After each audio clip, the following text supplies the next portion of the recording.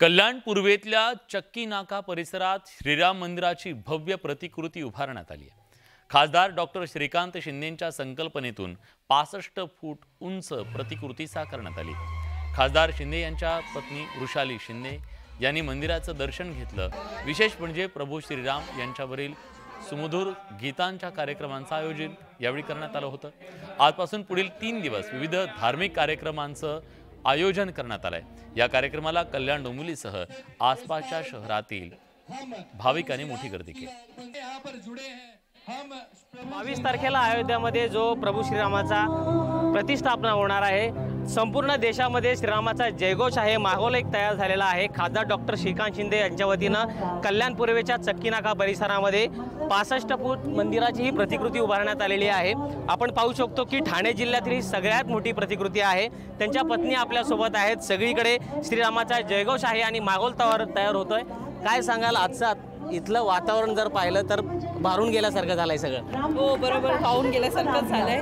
खूप छानपैकी स्थापना आपण आता केलेली आहे। 22 तारखेला आता सगळीकडे आपलं सुट्टी पण डिक्लेअर केली आहे आणि जोरदार पूर्ण जे रामचे भक्त आहेत आपले, जो अयोध्येला जाता येणार नाही तर ते इकडे येऊन पूजा करू शकतात आणि छानपैकी दिवाळी साजरा आपल्याला करायची आहे।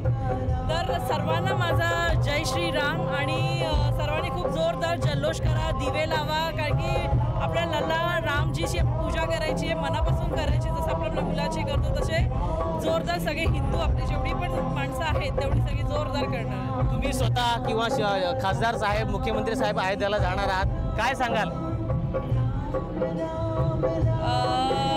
आता स्वतः मी ते सांगितलं ना तुम्हाला, पण आजचा माहोल इकडेचा पाहिला तर खरंच वाटतंय ते अयोध्या अवतरली असं वाटतंय।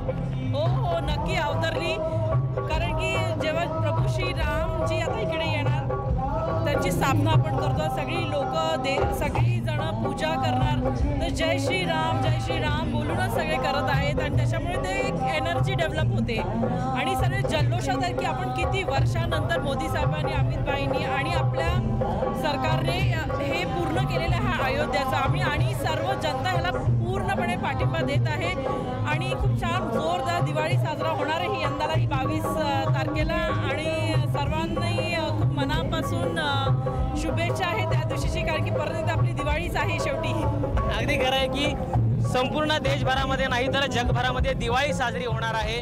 अयोध्याचा जो राम मंदिराचा सोहळा आहे त्यानिमित्तानं। गणेश गायकवाड, न्यूज 18 लोकमत, कल्याण।